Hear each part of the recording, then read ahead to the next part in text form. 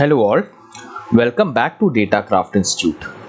So today we will be learning about the aggregation functions. This is the first video of module 3. Up until now we have been looking at data row by row, but the CEOs and managers don't want to see 10,000 transactions. They want to see one number that tells them how the business is doing. Today we meet the most commonly used aggregation functions that do the heavy lifting for us. Think of it like your summary tools. So these function turns thousands of rows into single actionable insight. Let's start with count. It tells us how many, like the total number of orders. It just tells you how many items are there in the list. Then is the sum. It adds up the value in a numeric column, like what is the total revenue. Then there is average, which is the middle. What was the average order value? Okay, it finds the mean. And then there is the min and max.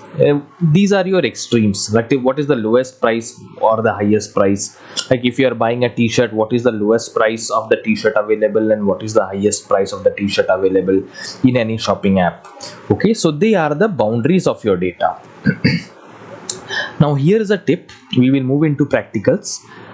Count star counts every single row even if it is empty, but count column name only count rows where there is actual data in the column. Okay, so this is one very important interview question also. Okay, it can come in interview also. We will see this practically. And thirdly, the most important thing is the order. Remember, in our previous module we have discussed the order. So first is the from, like where is the data, then the where, it will filter the data, then the group by. We will read about the group by in the subsequent videos, and understand that all these aggregation happens after where. It happens somewhere between group by and having. Okay, so when we are dealing with where, it is not aware of the aggregations. What I am saying, you will understand it with the help of an example.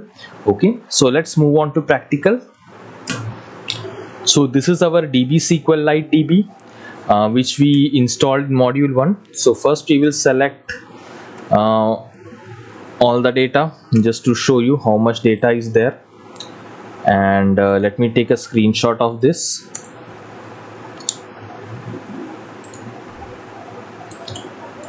Okay, now there are 8 employees. If you want to know the count, you will just select the count of the employees, which is 8. Okay, if you want to know the minimum salary, which is equal to 30,000. okay, here you can see the minimum salary is equal to 30,000. okay, it is of Neha. okay, and then if you see the maximum salary, it should be equal to 70,000. so the maximum salary is 70,000, which is of Meena. okay, and then the average salary of all people, okay, which is 53,750. it is the average salary of all these salaries average. And then there is sum of salary, okay, which is the total salary, everything over here. okay, that is the total salary. Now let me see whether I don't have it. okay, fine, no issues. I have a SQL wherein I will update the joining date to null. Firstly, let us see the count. It is 8. okay, so first let me just show you again. So if you see the count star of an employee is 8. So let me make, if you can see my screen, let me make some column equal to null. For example, I'll make this 108. I'll make this joining date null. Okay, so I have the code handy for that, the SQL script handy for that. I will just copy and paste it over here. Okay, and where employee ID is, I will update the table and I will set the joining date is equal to null. Where employee ID, this is a simple SQL query to update a particular column. Okay, so you can update a table and set a joining date null. Where condition, whose joining date, you have to make it as null. So I have set the employee as null. Okay, and if I will just see here, you see the joining date of 108 is null. Okay, now if I do select count star from employee, it will still show me 8 employees.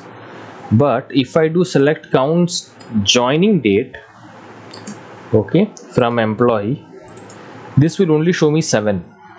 Why? Because one of my column was null here for 108. Okay, that is why select count star joining date, this particular SQL was giving me 7 records instead of 8 records. Okay, now one very important question also we will see, very important, related to order. Suppose I want to select name from employee where salary is equal to minimum salary, means I want to see that employee whose salary is the least.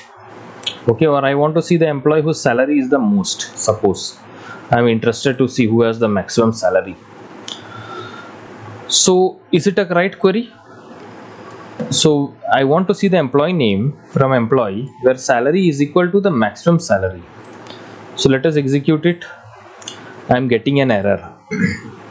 Misuse of aggregation function max. Why I am getting an error? Let us move to the slide.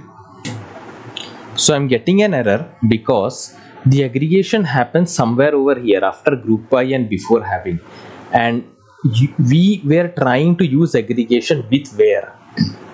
So where doesn't know like an aggregation has happened, what is the minimum salary. So the aggregation was happening after where. So when we are at the where statement, the where was unaware that how to aggregate this value, how to filter with an aggregated value. Okay, how to filter with an aggregated column. The where is unaware because the aggregation happens after where. So that is what happened here. The aggregation, this particular function is executed after where clause.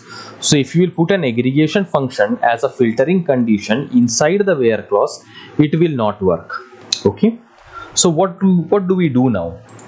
If I want to know who has the minimum salary, maximum salary, what condition, how should I write my SQL? So I want to introduce to a concept called subqueries. So here I will write another select statement. Select max salary from employee. Okay, here I have written another subquery so that this salary can be taken compared with the maximum salary from the same table. Okay, now if I execute it, I will get Meena, and Meena is the person who has the maximum salary over here. Okay, so this is how we use subqueries, because if you have to filter it like this, because when we are dealing with the where condition, the aggregation is not executed, but this is a separate query. Okay, here this particular query will be executed. Okay, and then the max salary will be calculated, and then when you will be having this particular where condition, we will have the value of this particular select statement. Okay, this particular subquery's value will be substituted here, and then we can compute this statement where we want to know the person who has the maximum salary. Okay, so to revise one more time, which is this particular condition, this particular order of execution. So first is the from, like where do you want to get the data, then the where. Okay, what are the individual rows? Now I don't waste memory, I don't need. Okay, we need to filter out the individual rows, and then after this where is group by, which we will learn in later videos. Okay, select we have already seen, order by we have already seen, limit also we have already seen. Okay, so all these things will come later. Okay, so thank you all. We will be dealing with these two in the next video. Till then, bye bye.